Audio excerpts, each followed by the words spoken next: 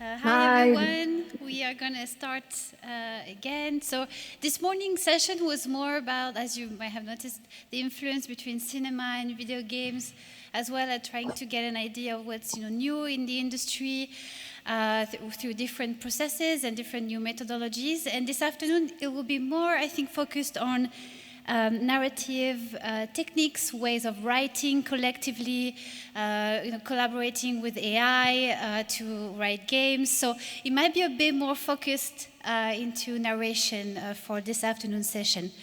But first, I'd like to welcome Leslie Astier, who kindly jumped, I think that's the word, very last minute to join us because, as I said this morning, Eran Ileli could not fly from Israel, of course.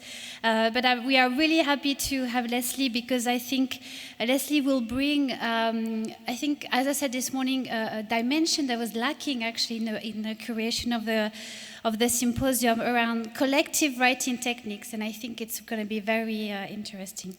So Leslie, you are an artist, you experiment with playful forms, you create many different kinds of workshops and spaces for sharing and creation.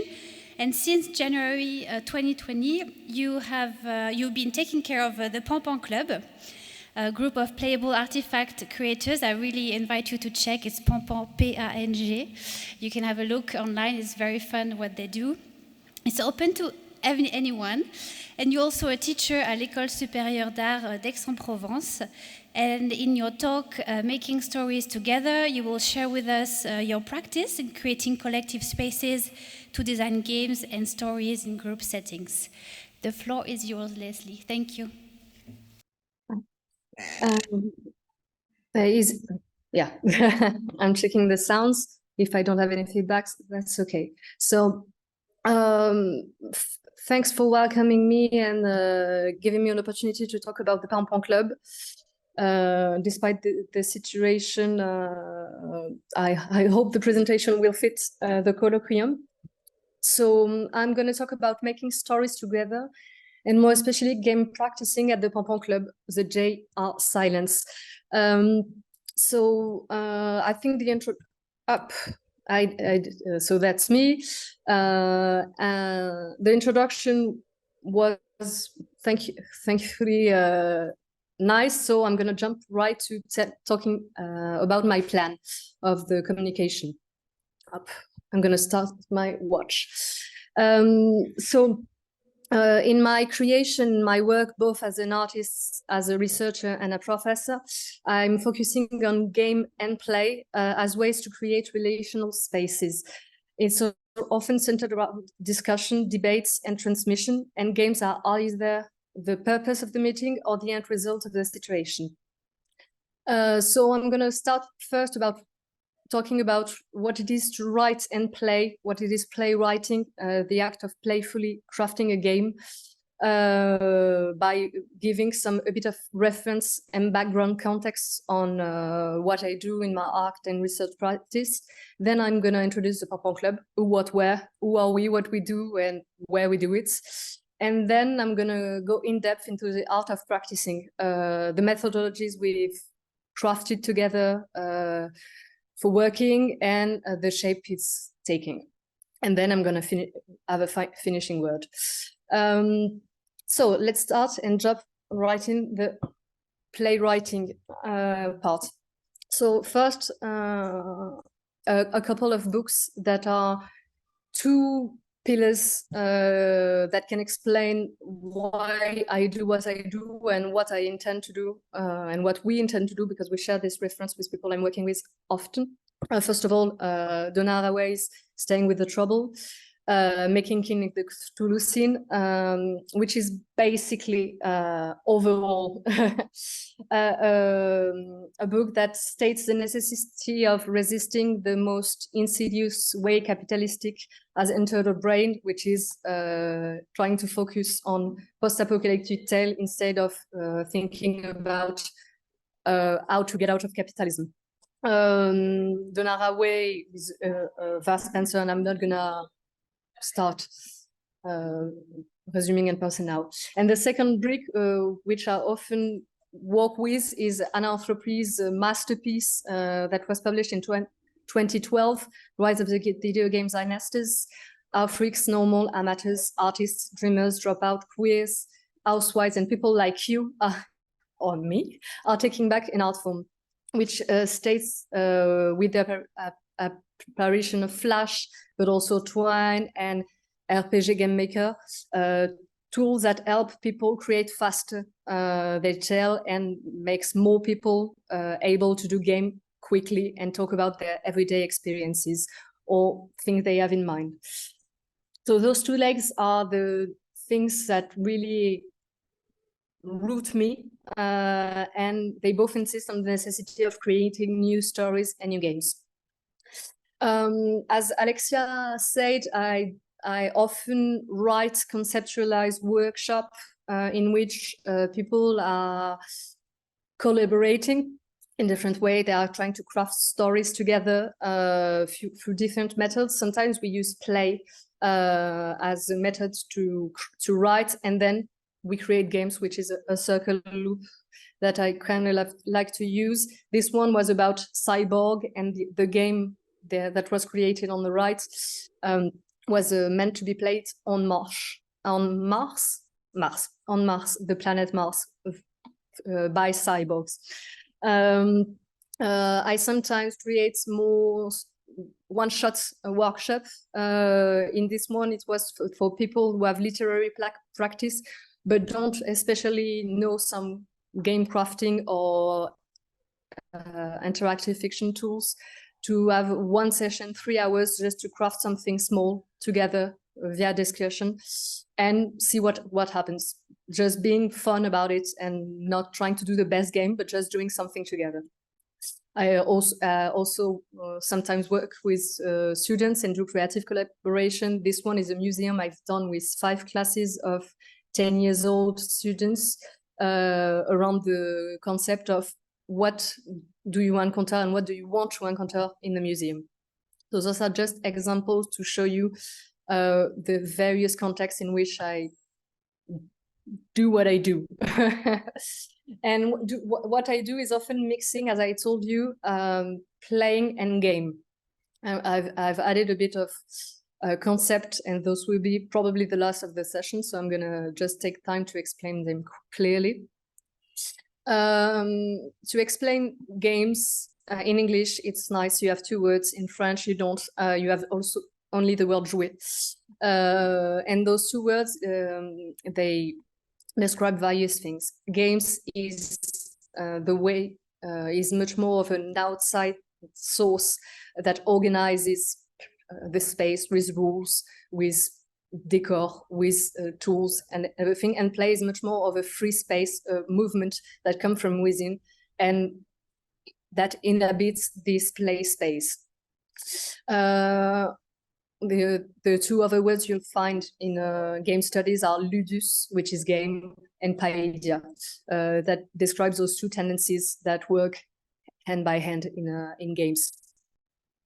And I've outlined this part of the quotation of Coralie David. It's that what if the game were nothing more than socialization, a collectivization of individual play, which is just making people play together, inventing rules, trying to change and shift the environment around them as they play.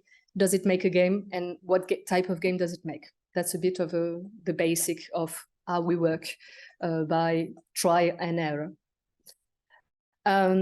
So that's for the context, and now I'm going to dive in the Pompon Club, which is a French-speaking gathering of creatorixes founded in 2018 by Robin Moretti, who is a game dev artist. And then I repurposed, recrafted in January 2020 in order to explore the expressive possibilities of games. We always work collaboratively. We always try to help out each other, listen and take care of each other. And benevolence, which is kindness. I didn't find the right translation pour la bienveillance in French. Our games speaks of the relationship to intimacy, the question of productivity, and it reflects our queer and trans identities and our position, which are both feminist, anti-validist, and anti-capitalistic. As of 2023, we are trying a new form of organization. We are trying to be much more horizontal, and we are trying to work along with Paulette Rodazerti, Velvet Aubry, Aksuna, and Luca Frisch to structure the club in a much more horizontal way and to continue what we are doing. So, which is going to come in a minute. Here, if you want to take a snapshot, otherwise I don't know how I can transmit it, but it has the links to the creators page, creator access page. Where we gather as a Pompon Club, we are working mostly on Discord because if you've paid attention to the data frame, we started in 2020. Which is COVID year. So started from March 2020, we went full digital and we never went back. So we work on Discord and also on itch.io. Itch.io, if you don't know it, it's an open indie game marketplace where you can post your game really fast, host a game jam, and find weird games. Because to be honest, the search tool is very weird. So every time you look for something, you find something else, and it's all often fun and endearing. So those are the two places where you can find us, and I think it shaped us in some sort of way. To contextualize what we do, it could be linked to this huge movement that I'm halfway through, that took place in the 2010s with Java, and also, as I told you, RPG Maker and Twine, led by some very important creators and creators that are Anthropy, Matty Bryce, and Palpatine. And we also relate a lot to nowadays artists like Alien Melon, Nathalie Loed, if you know her, Candle, Mark Wanacott, Domino Club, and Everest Pipkin, which are all game artists that are also crafting tools and hosting events and trying to create games in a fun, outside of the box way, because it's not even indie games. Sometimes it's or something else, because most of those games are for free or free participation, which is a bit of a nuance. A free participation game is not free per se, but it's like any piece of art, very accessible. To exemplify a bit of what we do, I've done a bit of scientific crafting. I've gathered the 102 games we've done during club events, and I've done statistics. So it's all based on how you reference your game on itch.io, and it's to just create a rapid portrait of the game, of the club. So we do games at the club. We also do Zine. We also do haiku. We do writing experience. We do vrais jeux vidéo, true games, the real one and only game. As a genre, we do interactive fiction, simulation, books, adventures, others. So we have a very varied creation. And drawn from this science statistic purpose, I've outlined 3 games that exemplifies what we do. Here is a game by Ezra Tillington, Entretien d'embauche, job interview in English, which is both a game and an interactive fiction in which you can play someone who is waiting to have a job interview. And finally, you just give up taking this interview, and it's not working anyway. It was made as a satire of the interview process and the chômage in France. You have another creation, which is Comment réveiller un volcan, made by Aksuna, which is a Thine and Other type of game in which you learn how to awake a volcano. And it was done along with her daughter with the electric Thine maker. So it's a recipe if you want to wake a volcano. I don't know. This one is a haiku and interactive fiction done by Paulette called Jumelle, in which you can experience a storm that is gathering and incoming. It's a poetry. It's very short. It's few seconds. and you can replay it if you want. This is a let's play, a captation of my computer while I was playing it. So this is what and who we are, the Pampan Club, what examples of what we do. And now I'm gonna go more deeply into how we do what we do, which is the art of practicing, taken from the metaphor of practice as a sport practice. You practice to do something. Because as I told you, we do a lot of game in 4 years. 102 games have been made. This is kind of a stretch and warm up, but not especially leading anywhere. So our practice condition number 0, the basic of what we do, is hosting game jams. Game jam with an asterisk, which is not just any type of game jams. It's a game jam. First of all, what is a game jam? I need to take the time to define it. So a game jam is an accelerated opportunistic game creation event where a game is created in a relatively short time frame, exploring given design constraints, and the end results are shared publicly. So that's the basic definition. A game jam can be done by a studio, it can be done by a game engine, it can be done for science. The caveat of game jam is that they often imply crunch, which is toxic behavior done in a lot of indie game studios, and even some bienveillant game jam have those kind of practices. So I'm just stating a couple of references because we know that this is a way sometimes to create prototype cheaply at the expense of the health of the developers, and that's not what we want to do. So in the Pampan Club, we created game jam in a specific way, which are because they are non-ranked. First of all, they are often paired with tools. That's condition number 1. We often propose and help get along with some tools. Here is another chart of what some of the tools we use. We have Bitsy, Electric Design Maker, Twine, PowerPoint, Paddler, Scratch, Godot, and Construct as well. So game engine that are that can run on lots of devices, that are easy to start off with. And also with those tools, what is nice is that you can just do something fast and throw it away if you're not happy with it. So it takes a lot of the pressure of doing something right, the good thing, doing a big thing from A to Z and spending a lot of time. Here, the process is much more of die and retry. You do, you fail, that's okay.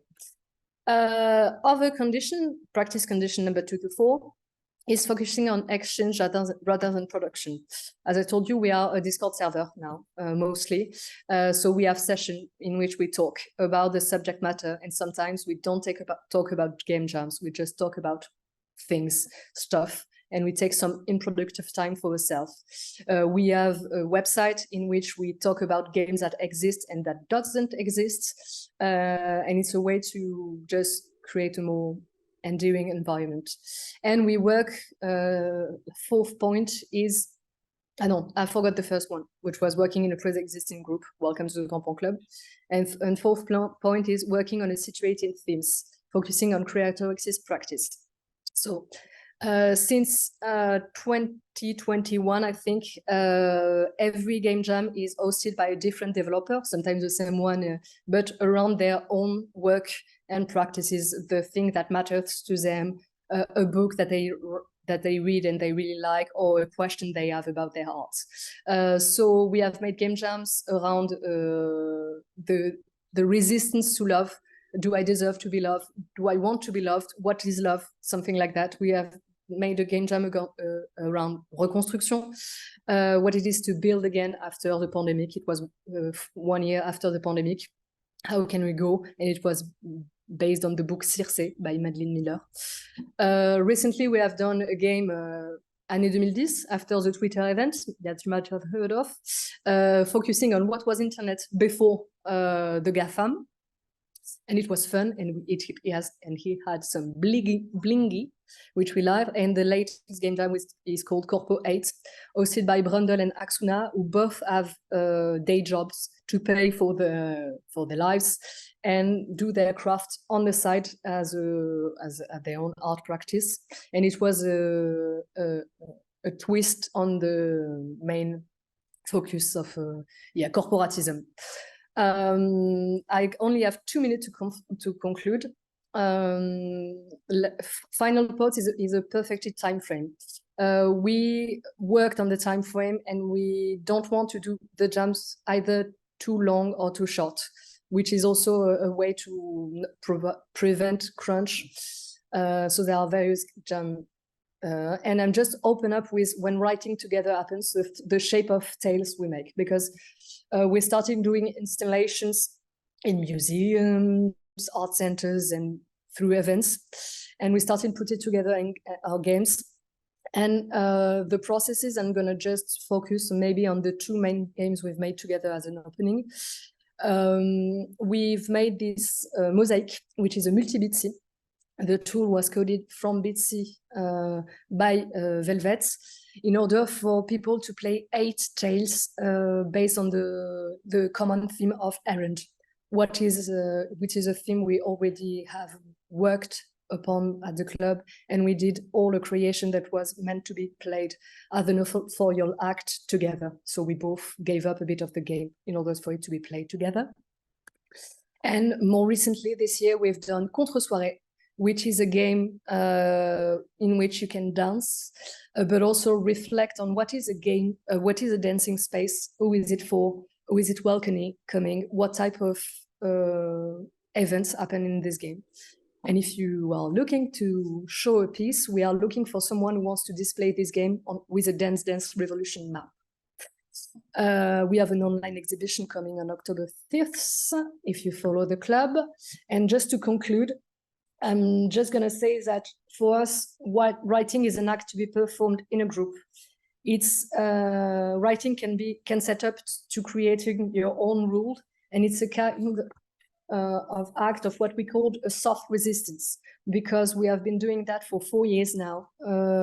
We tried things, we tried shape, we learned, we failed, and it's a way for us to question societal norms, internalize capitalism in an intersectional perspective, and we support each other, and we create jams, and we create stuff together, and we are gonna stay where we are. And so I'm gonna invite you to do the same, to make game with, or just make games, because that's in the end the most important things. And I think I'm done with my presentation. Thank you, Leslie.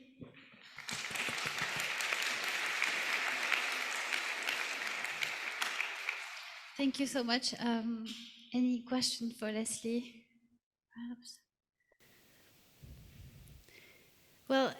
Well, maybe people start thinking about some questions. I had, like you shared that you know, Pompon Club lives mostly on Discord. You also do, you know, game jams together.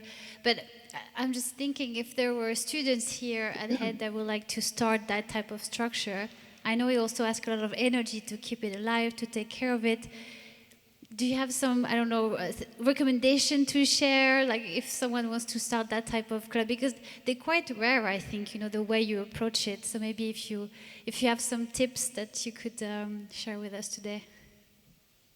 I opened with the importance of writing, because and the fact that it's in itself part of my work of art, because in a game jam, it's a given, but it's an invitation for people to come and work on a special subject.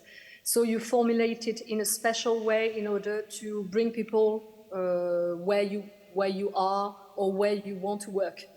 So I'd like, maybe one of the things that are cool about this kind of working under constraint events is that you formulate just a small background, a poetic stance, or just a subject, and it's viewing it as an invitation for people to come in is one of the main things I liked about creating game jams. So as as we say, a reflective, a common ground to reflect upon. And be careful of the end goal that you set, because this end goal is part of the invitation. And if you want to do a full prototype that is a real game that has scores, gameplays, that is going to be displayed on a wide scene, it's also a setup for bad work and pressure, because you have the end goal that is more important than the process. And I think what I want to say is, most importantly, is focus on the journey, not the end goal. End goal, pas angle. Yeah. Yeah. No, thank you. Any question? Yeah, Flore has a question for you, Leslie. Sharing. Hop. C'est bon, je t'enlève mon sharing. Hello Leslie. Coucou. Can I do it in French? Okay. Tu peux le faire en anglais. C'était juste parce que tu en as parlé vite fait, mais je pense que tu pourrais approfondir aussi sur le fait qu'on se réunisse pour les game jams sur Discord, mais qu'il n'y a jamais l'intensité de le finir, mais que même si on finit pas son propre projet, on nourrit ceux des autres parce qu'on les échange collectivement dans le processus même. Je sais. I don't know how to answer that, except maybe translate it, because that's super important. So I said it a bit too fast, and I think it's Flore.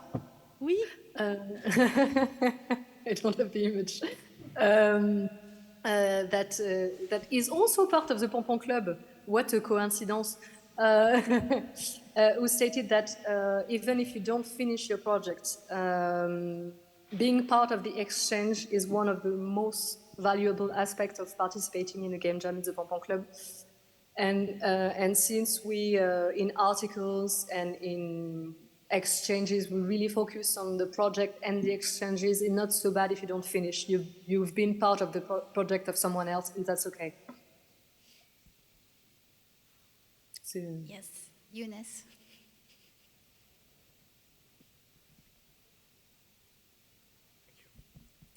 Hi, Leslie. Thank you for this amazing talk on the Punk Club. I've been eyeing your collective for a while, and I've always been wondering, and it's very good for us to know what's happening on the inside. It reminds me a lot of other collectives that are built around a specific crafts, like the Oulipo in France. So the Oulipo was more about, at the beginning at least, creative constraints, right? Like they tried to write entire books without the letter E, for instance, or they did the first procedural poems, or they tried to make a book that can read from beginning to end and from end to beginning and stuff. And it seems to me that the work you did with Punk Club doesn't exactly invite creative constraints in the sense of like, hey, you have to work with this specific mechanics or try to do these things. Like it's not technical constraints, right? It's like a theme. It's more like on the theme and the process. Would that be right to describe it this way? I think I come from an art background. I've done art studies, and I hear what you say is we are not getting technical about it, although we use some tools that shapes what we do. Indeed, the tool we use is not the main constraint. I'm thinking about it. Yeah, it's mostly thematics and just answering to a question, I'd say, or answering to a proposition, or feeling like this specific theme is relating to you in a very specific way that you want to engage with. But it's fun because the only format game jam we have done is the Beatsy Wave game jam we've done a couple of months ago, which was using Beatsy in its musical features. And in order for us to really dive in, it was someone else who added a theme, and it was the way we really was were excited about taking up the tool.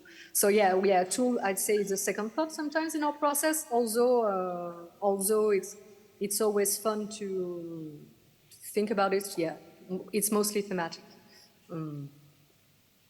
So yeah, it's much more on the writing side and that it's based. Great. I'm sorry, but whatever writing means, because I used the term writing, but I didn't say that writing for me is just putting a thought into an assemblage. So you can write with images, you can write with movement, you can write with mechanics, but it's a writing in the other source, not just words.